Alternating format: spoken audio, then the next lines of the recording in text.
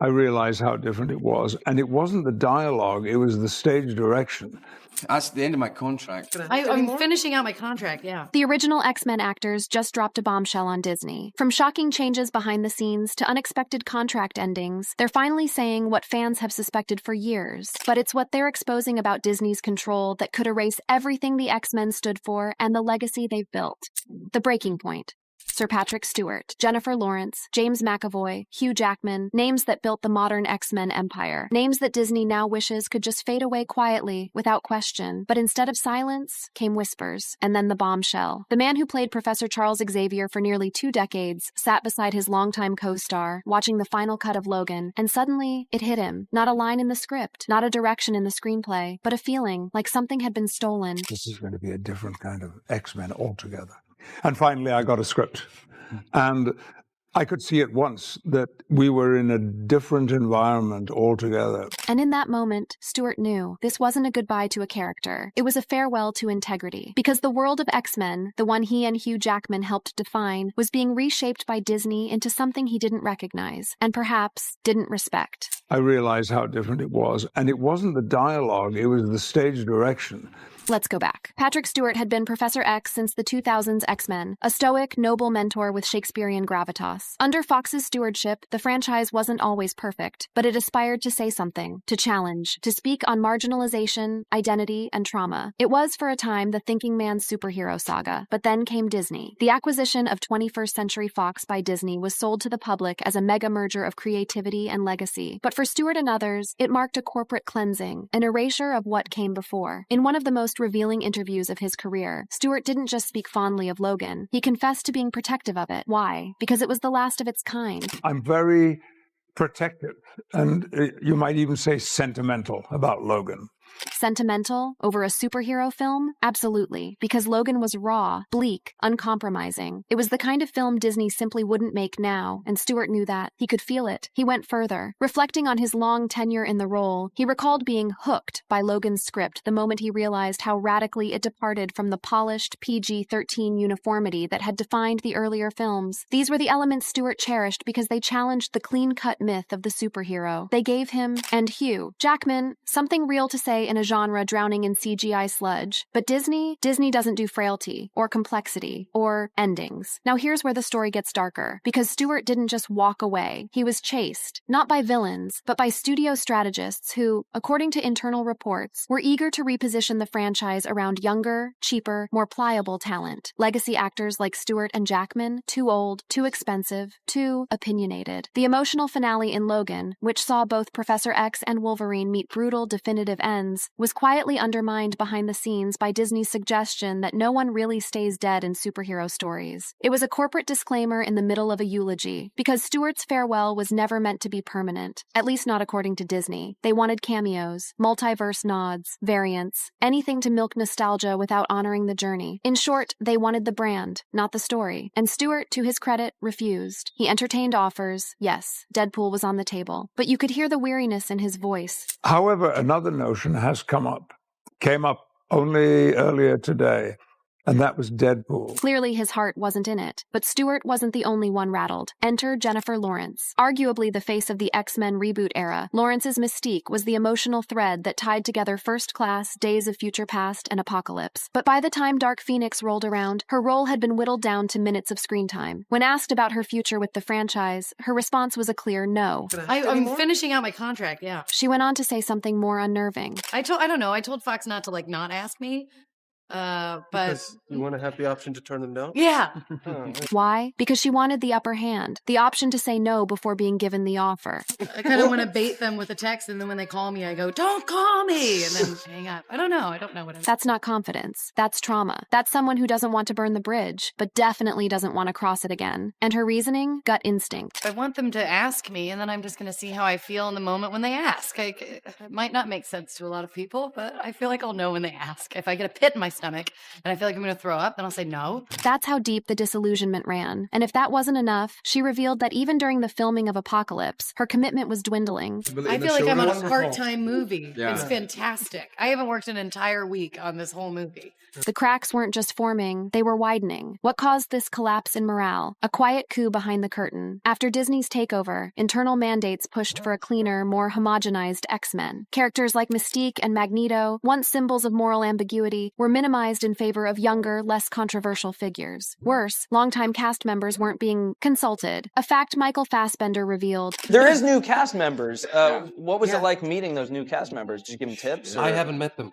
I haven't had any scenes with You anyone. won't do it on your... How does an ensemble work without ensemble? Because to Disney, legacy was an inconvenience, and these icons, too attached to the soul of what X-Men used to be. But this story isn't just about 3 actors stepping down. It's about the slow, deliberate dismantling of a franchise that once dared to say something real, and the corporations that prefer it didn't. When the X-Men finally enter the MCU proper, don't expect Charles Xavier in a dusty oil tank. Don't expect Mystique grappling with identity. Don't expect Logan to die for a child's future. It's the corporate mutation. If the first part showed us the fractures, then this chapter exposes the master plan that triggered it all, because their exits weren't just emotional goodbyes. They were strategic casualties. Or, in Disney's boardroom terms, streamlining legacy assets. That's right. Behind the scenes, as the X-Men cast publicly grappled with identity, contract renewals, and their relevance in a rapidly changing franchise, Disney was already reshaping the battlefield. And the goal? To erase everything that came before. Let's be clear, this wasn't about story. It was about control. The moment Disney acquired 21st Century Fox in a $71 billion media mega deal, executives didn't celebrate continuity. They celebrated consolidation. Everything under one roof. One aesthetic. One machine. That meant Marvel Studios' Kevin Feige, who had been quietly distanced from the original X-Men saga, now had total command of the mutants' future. And that future? It had no room for baggage. In corporate memos leaked shortly after the acquisition, insiders noted that brand consistency was a top priority. Not quality, not innovation. Brand consistency. Translation? Anything that didn't fit the polished PG-13 mold of the MCU was flagged for deletion, and few franchises were as thematically unruly, emotionally charged, and morally ambiguous as the X-Men. Now you might be wondering, was this just business? Let's look at the casualties. First, the characters. Charles Xavier, dead. Logan, dead. Mystique, dead. Even in their final on-screen appearances, each of them was killed off. It wasn't symbolic, it was a purge, and if that sounds harsh, let's dig into why. Patrick Stewart described his last appearance in Logan not just as a conclusion, but as a eulogy for what the franchise used to represent. There cannot be a better, more perfect, more appropriate, a better way that Charles would have approved of than to say au revoir with this movie. But here's the problem. Disney doesn't believe in au revoir. They believe in intellectual property recycling. They wanted to repackage these characters for an entirely new audience, an audience who never saw the old movies and wouldn't need to. And so came the recasts. Rumors began swirling of a younger, diverse Charles Xavier, a Gen Z-friendly reboot of Scott Summers and Jean Grey, and even whispers of a totally reimagined Magneto, stripped of his Holocaust survivor origin, to modernize the mythology for contemporary sensibilities. None of these ideas are inherently wrong, but what's absent from these plans? The original cast, the original arcs, the legacy. Now let's move on to the second, the actors. Jennifer Lawrence, by the time of Dark Phoenix, had already begun distancing herself from the role of Mystique, not because she disliked the character, but because the character no longer existed in any meaningful form. I feel like I'm on a part-time movie. Yeah. It's fantastic. I haven't worked an entire week on this whole movie. That's not a scheduling bonus. That's a systemic push-out. Worse, she was killed in the film's first act. No send-off, no arc, just an off-screen death so abrupt, fans assumed it was a fake-out. It wasn't. This wasn't narrative convenience. This was the corporate whiteboard at work, clearing space for new faces, new contracts, new merchandise. And then there's Hugh Jackman. Yes, he's returning for Deadpool 3, but let's be honest, a broken warrior who bled for every inch of dignity on screen is now being dropped into a meta-joke playground. Don't take our word for it. Take Stewart's. I'm very protective, and you might even say sentimental about Logan.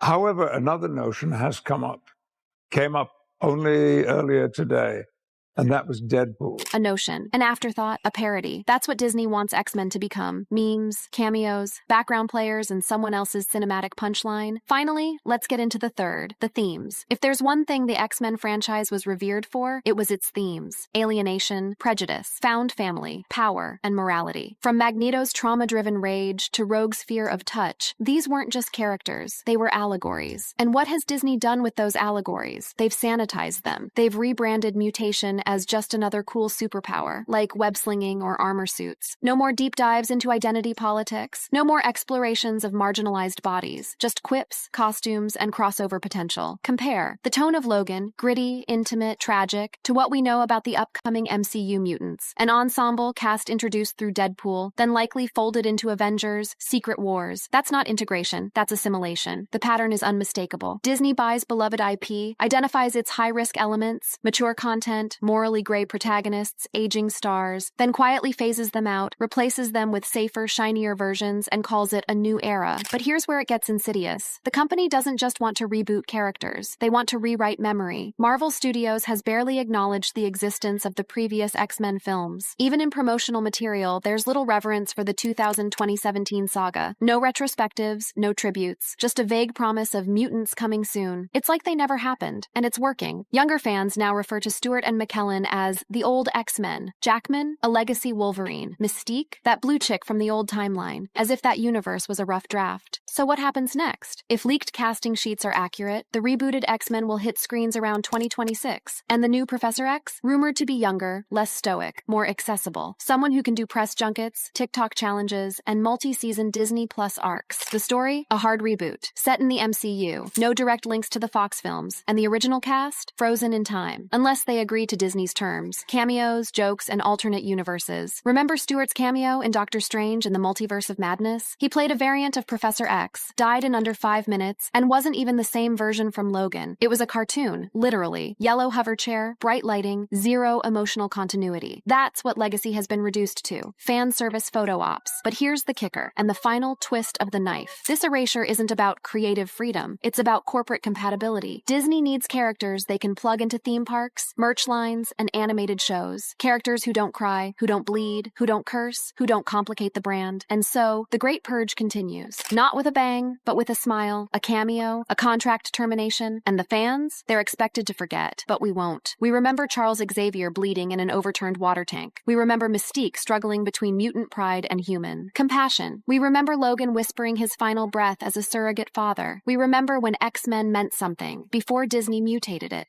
The revolt begins. They were never supposed to speak up. That was the unspoken rule in the post-Fox, Disney-dominated landscape of Hollywood. Actors smile. They take the check. They make a cameo and pretend it's an honor to be back. And then they disappear. But some don't stay silent. And others, they start a fire. Because what started as emotional farewells and vague disinterest has now escalated into a quiet rebellion. A rising current of discontent among the X-Men's former stars who've had enough. In this final chapter, we're pulling back the curtain on a brewing actor-led mutiny. Internal back-channel messages that were never meant to leak, and how Disney's calculated legacy phase-out may have just triggered its biggest PR backlash in years. Let's begin with the man at the center of it all, Hugh Jackman. Yes, Hugh agreed to return as Wolverine for Deadpool 3, and yes, that sent shockwaves of excitement through fandoms worldwide. But behind the curtain, that decision wasn't as joyous as Disney wants you to believe. Multiple sources close to the production confirm that Jackman was heavily lobbied, not just by Ryan Reynolds, but by Disney executives eager to reverse the PR damage caused by their quiet axing of the Fox-era legacy. This was no spontaneous comeback. It was strategic reputation management. And the cost? Creative control. Jackman's terms were clear. He wanted Logan to remain canon. He didn't want a cheap resurrection. And above all, he didn't want his return to undo the emotional weight of his goodbye in 2017's Logan. But that's exactly what Disney tried to do. Insiders at Marvel Studios reported growing tension during early script development for Deadpool 3. One version of the script had Wolverine appearing as a variant pulled from another timeline, completely undermining the tragedy of his death. Jackman reportedly pushed back, hard, while public statements remain cordial. Sources indicate Jackman's return is being treated more like a contained, contractual obligation than a celebratory comeback. Which brings us to the next crack in Disney's armor, Patrick Stewart, the elder statesman of the X-Men universe. Previously seen as diplomatic, Stewart has lately been far more candid about his disillusionment with Disney's direction. In an interview regarding his Multiverse of Madness cameo, Stewart revealed that he was initially unsure about reprising reprising the role at all. Why? Because it didn't feel earned. Have there been any talks about you perhaps, making a cameo on that series?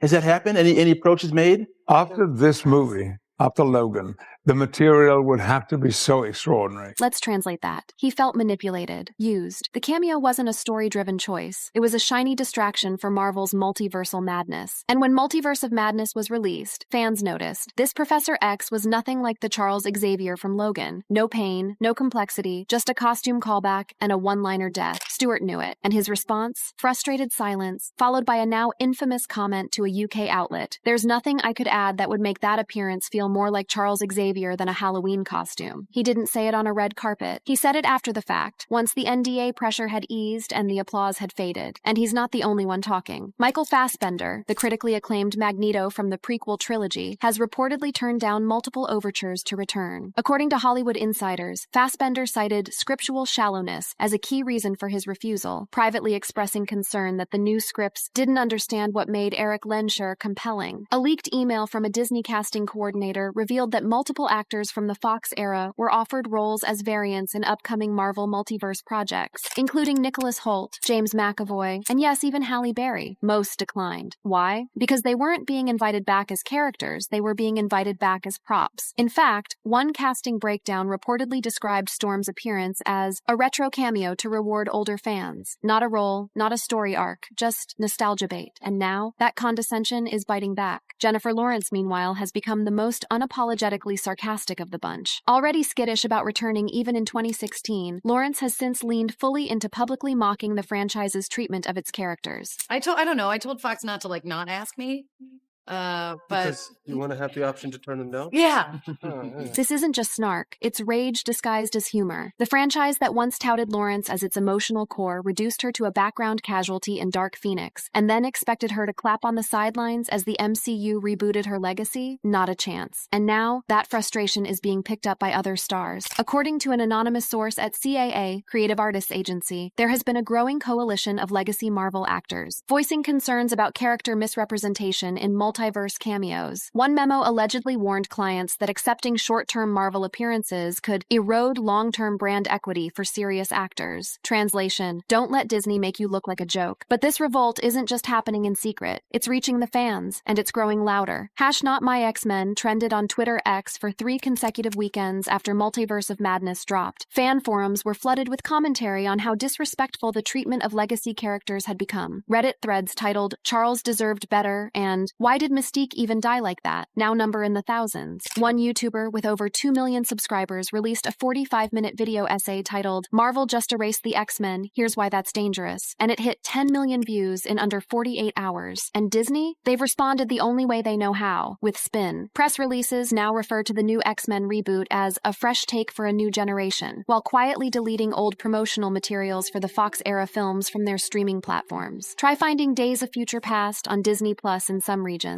It's gone. In short, the revolt has begun. And it's not just the actors anymore. Here's why this matters. For over 2 decades, X-Men wasn't just another superhero franchise. It was a cultural mirror, a metaphor in tights and claws and mutant genes. It was how generations of misfits, outsiders, queers, immigrants, rebels, and anyone who ever felt like they didn't belong found themselves reflected on screen. It was never just about the powers. It was about what the powers meant, about being feared for something you didn't choose, about fighting for a world that hates you, about identity, belonging, and revolution. And that's what made it endure. That's what made people care. It's why fans held on even through bad sequels and studio interference. It's why actors like Patrick Stewart, Ian McKellen, Hugh Jackman, and Famke Janssen poured so much depth into their roles. They knew they weren't just playing comic book characters. They were carrying emotional archetypes, symbols. They were part of something bigger than a box office number. But now the story of mutants is being rewritten by people who don't believe in stories. Only assets, intellectual property. You can feel it in the way the characters are treated, not as living, breathing representations of something raw and human, but as hollow shells to be paraded around, sold, repackaged, inserted into multiverses, and branded across lunchboxes. Characters are no longer vehicles for meaning. They're vehicles for merchandise, for synergy, for brand extensions and synergy charts. The soul of the X-Men is being smothered beneath the weight of corporate spandex. And the actors, the ones who built the legacy, they're becoming footnotes, cameos, or worse, punchlines in someone else's cinematic universe. This is what happens happens when monopolization wins. When one studio buys up everything, continuity becomes a gimmick, nostalgia becomes bait, and storytelling becomes an assembly line. You get Professor X reduced to a one-liner, Mystique written off as a plot convenience, Wolverine resurrected not for meaning or narrative closure, but for memes and marketing. The myth is still there, but the mythos is gone. And yet fans haven't forgotten, because you can't erase the emotional imprint of a story that once told you were not alone. You can't scrub away the decades of meaning just by repainting the logo and tossing in a multiverse cameo. And the actors, they're not staying silent either. More and more are speaking out, not just about their characters, but about what's being lost, about the shift from passion to product, from storytelling to stockholder appeasement. The revolt has begun, in interviews, on red carpets, in press junkets where smiles are replaced with subtext, and sound bites are barbed with quiet rebellion. There's a rising discomfort, and fans can feel it. It's not just about one film or one recasting. It's about the slow erasure of meaning, of art. And Disney, for all its power, all its lawyers, all its press-trained PR shields, it can't silence it forever. Because when a story as sacred as X-Men becomes a casualty of corporate ownership, people notice. When the actors who gave those stories their soul are sidelined, people care. And when those same actors start to push back, that's not just a PR problem. That's a reckoning. The kind you can't merchandise your way out of. And with that, we've come to the end of this deep dive. For more juicy content like this, smash that subscribe button, hit the bell for notifications, and check out the cards showing on your screen for more videos.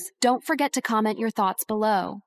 Yeah. It's almost terrifying to think about these being done. Chris Evans has just opened up about something going on at Disney, and honestly, it's got people worried. For a while now, there have been whispers about drama unfolding behind the scenes, things never meant for the public eye. But hearing it from one of the studio's biggest stars, that hits different. So what exactly is going on?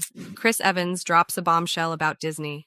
The world of Disney has been no stranger to controversies, particularly when it comes to the 2022 Pixar film Lightyear. At the center of this storm stands Chris Evans, who voiced the titular character in what was meant to be the origin story of the beloved Space Ranger. The film was positioned as the movie that inspired the toy in the Toy Story universe, an interesting meta concept that added layers to the Pixar mythology. However, when Lightyear hit theaters in June 2022, it sparked immediate and intense backlash, primarily due to the inclusion of a brief same-sex kiss between two female characters. This scene, lasting only about 10 seconds and appearing in a montage sequence depicting the life of Hawthorne, voiced by Uzo Aduba, and her wife, caused the film to be banned in 14 countries, including the United Arab Emirates, Saudi Arabia, and other nations in the Middle East and Asia, where homosexuality is often criminalized or heavily restricted under local media content standards and cultural norms. The international censorship of Lightyear highlighted the ongoing challenges of global film distribution, particularly for content that pushes boundaries on social issues or includes LGBTQ+ representation. Producer Galen Sussman told AFP that the team was warned of potential bans but chose not to alter the film, stating, "We weren't going to change the film we wanted to make just because of some countries with, for lack of a better term, backward beliefs." This stance reflected a growing willingness among some filmmakers and studios to prioritize inclusive storytelling over maximizing global box office potential, a complex business decision with significant cultural implications. Evans made headlines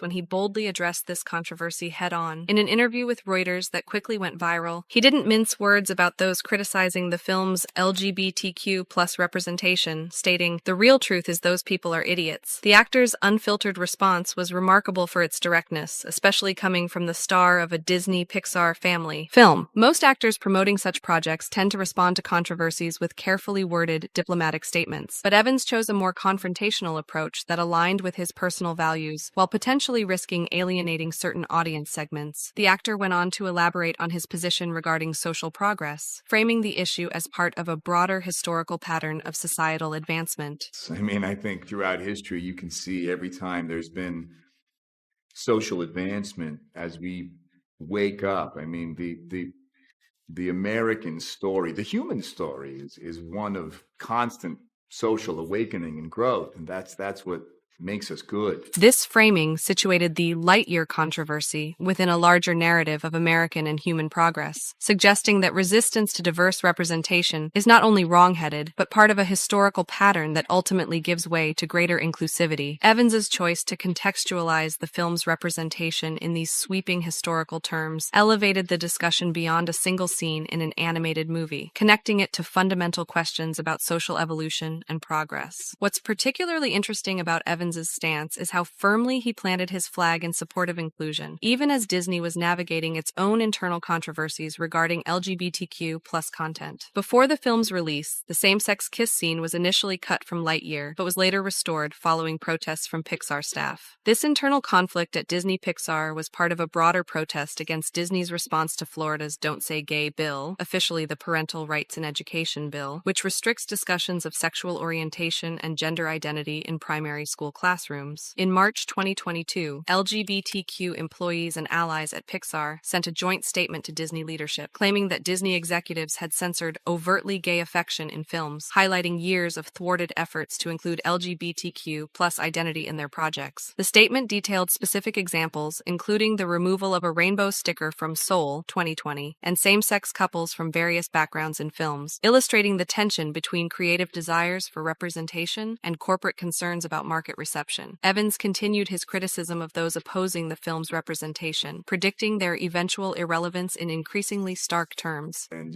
when that happens, there's always going to be people who are afraid and unaware and trying to hold on to what was before. But those people die off like dinosaurs. And so, I think the goal is to pay them no mind, march forward, and embrace the growth that makes us human. The dinosaurs metaphor was particularly pointed, comparing critics of inclusive representation to extinct creatures unable to adapt to a changing world. This vivid language underscored Evans's conviction that opposition to diversity and representation represents not just a difference of opinion, but a fundamentally outdated worldview destined for extinction. Such rhetoric, while galvanizing for those who share his perspective, undoubtedly intensified the polarized reaction to both the film and Evans' comments. The actor's co-star in the interview echoed these sentiments with their own powerful statement, urging critics to re-examine their perspectives through the lens of the film's famous catchphrase. I would say to those people, just like with Buzz, refurbish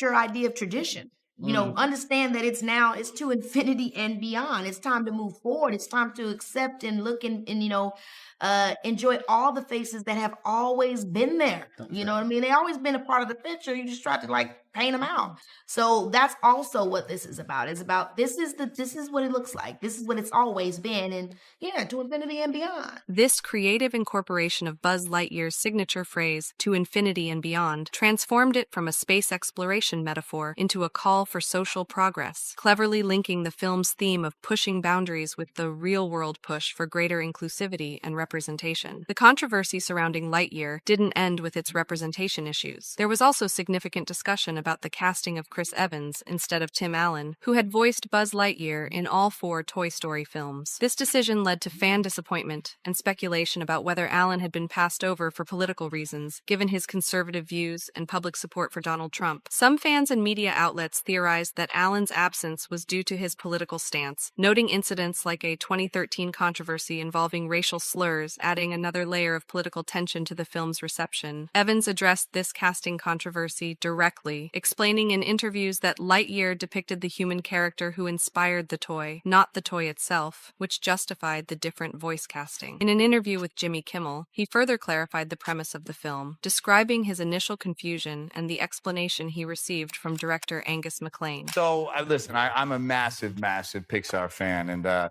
when my team first called me to tell me that this was a possibility, when you get a call... Which team, the Celtics, you mean?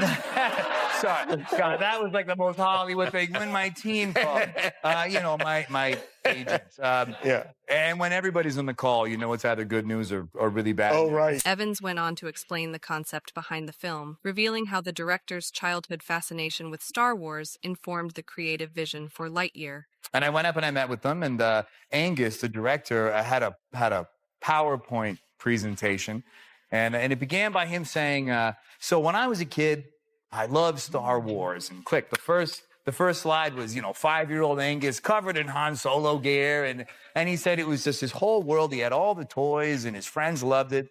And he said that when he first saw the first Toy Story, and when Andy got Buzz Lightyear and all his friends knew who Buzz was, he wondered what was the movie in their world that they saw that made Buzz such an iconic. This explanation positioned Lightyear as a meta-narrative within the Pixar universe, the fictional movie that existed within the world of Toy Story that inspired the Buzz Lightyear toy line. This creative concept sought to justify both the visual differences between the animated human Buzz and the toy Buzz, as well as the voice casting change from Allen to Evans. Tim Allen himself weighed in on the controversy in an interview with Extra, commenting on the lack of connection between Lightyear and his portrayal of the character. "It's a wonderful story. It just doesn't seem to have any connection to the toy. It's a little, I don't know. It just has no relationship to Buzz. It's just no connection. I wish there was a better connection." Allen's remarks, while not directly critical, suggested a disappointment with how the character had been reimagined, adding fuel to the existing controversy about his absence from the project. Despite the explanations offered by Evans and the creative team, the casting controversy added another layer of political tension to the film's reception. Some conservative commentators and fans saw Allen's absence as part of a pattern of Hollywood sidelining performers with right-leaning views, while others accepted the creative explanation at face value. This division reflected the increasingly polarized nature of media reception in contemporary American culture, where casting decisions and creative choices are often interpreted through political lenses. Despite the controversies, or perhaps partly because of them, Lightyear underperformed significantly at the box office. Reports indicate that the film lost Disney a substantial $106 million,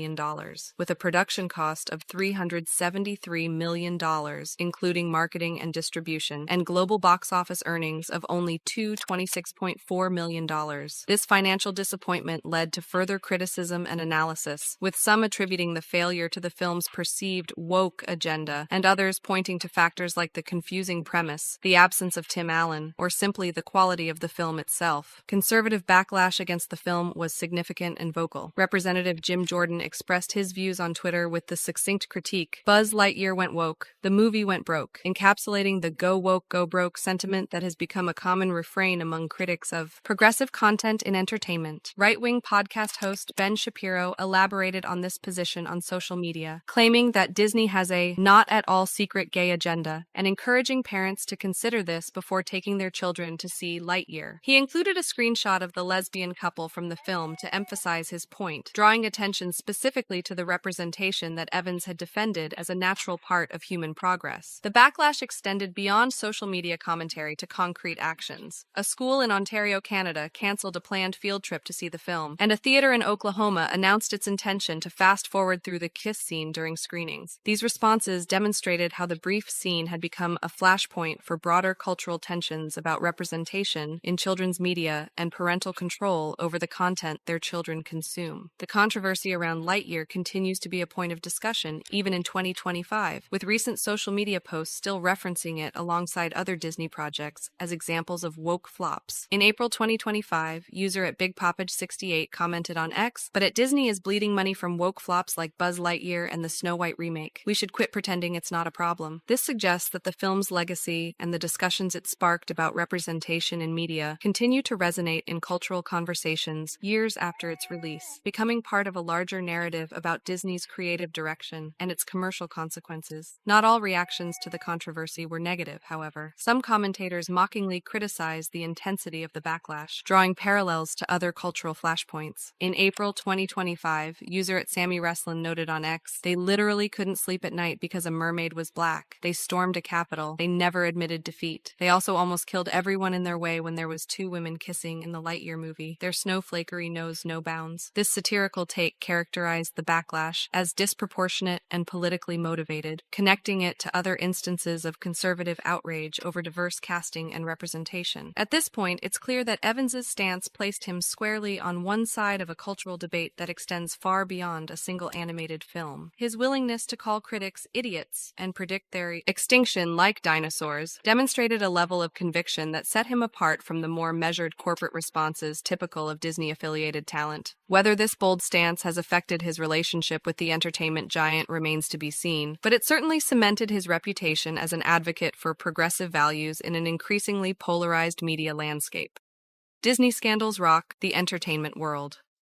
While Chris Evans' comments about Lightyear critics generated significant buzz, they represent just one facet of Disney's recent controversies. The entertainment giant has been navigating a sea of scandals that extend far beyond the casting and content choices of a single Pixar film. One of the most alarming recent incidents occurred in early 2025, when former Disney employee Michael Schur was sentenced to 3 years in prison for hacking into the park's menu system after being fired in 2024. This wasn't just digital vandalism, it was a potentially dangerous breach with real-world safety implications. Between July and September 2024, Schur repeatedly hacked into Disney's menu creation software, making various malicious alterations including changing allergen information, falsely indicating that some items containing peanuts were peanut-free. This could have had life-threatening consequences for visitors with severe allergies had Disney not caught and removed the altered menus before they reached park restaurants. The extent of Schur's digital sabotage was comprehensive. In addition to the allergen misinformation, he changed menu prices, added profane language, disabled employee accounts, and altered QR codes to link to a website advocating a boycott of Israel-related businesses. The incident disrupted operations for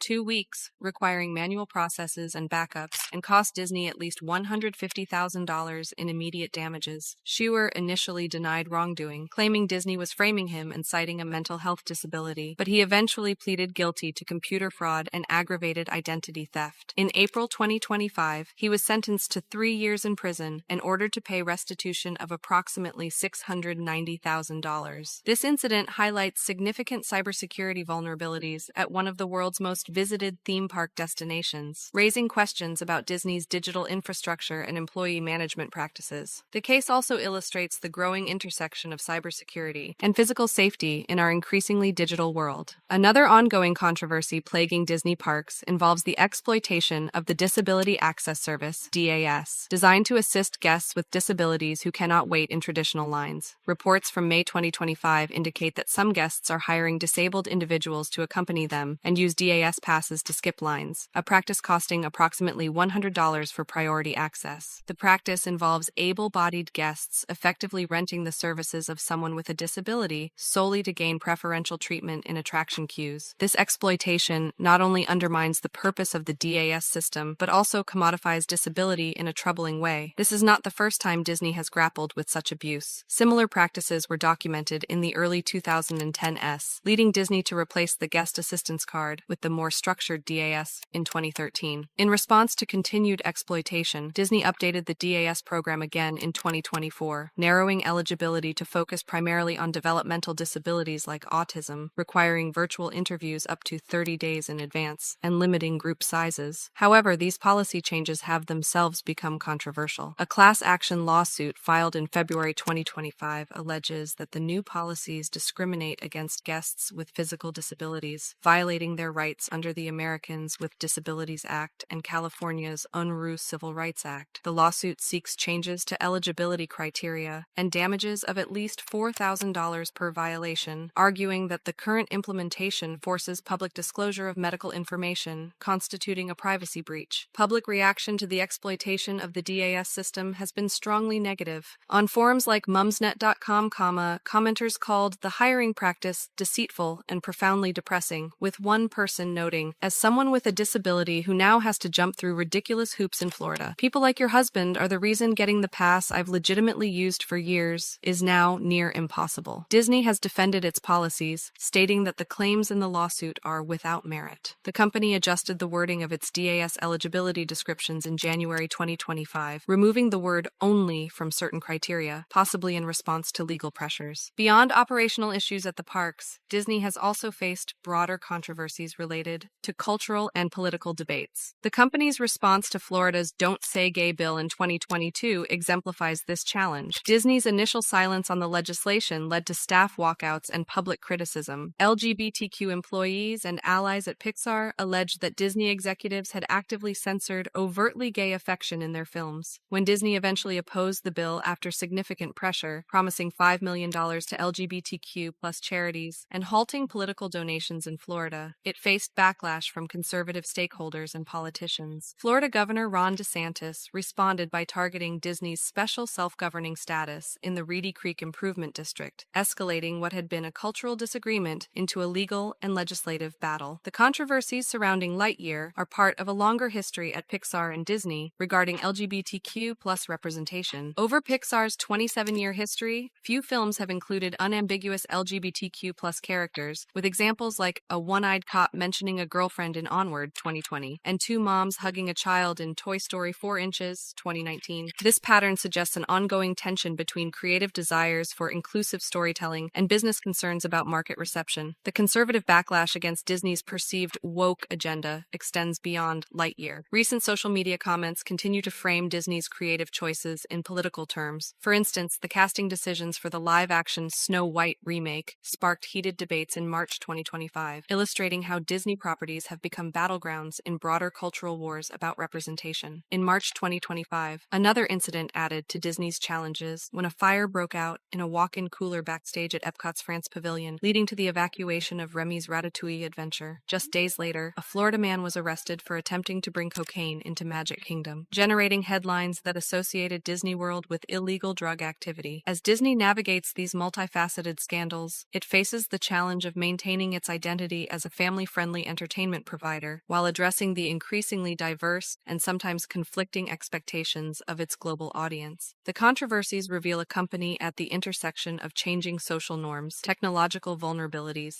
and polarized political environments. Future plans leave fans wondering what next.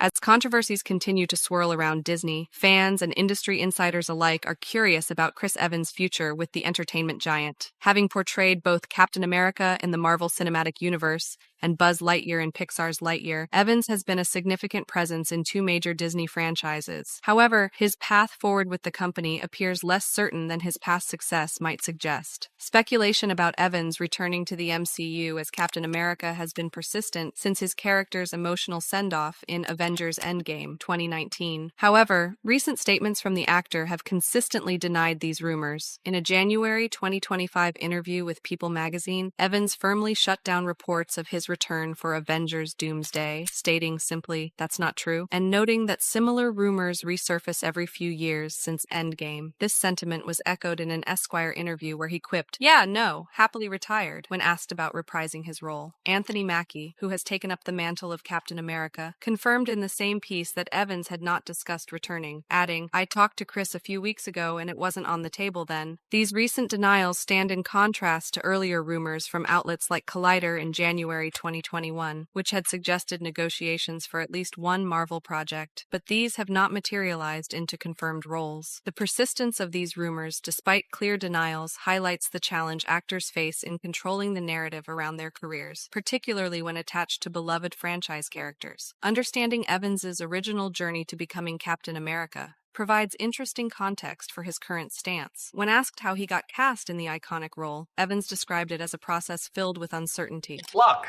They wanted me to come in and read, and I was a little apprehensive. It was a back and forth. It was a little bit of a dance. It was something I was really nervous about doing. And he credits the support of Marvel executives and colleagues for helping him take the leap. Luckily, there were really good people in my corner who kept nudging me. Kevin Feige and Robert and a lot of great people kind of talked me into it, and it's the best decision of my life.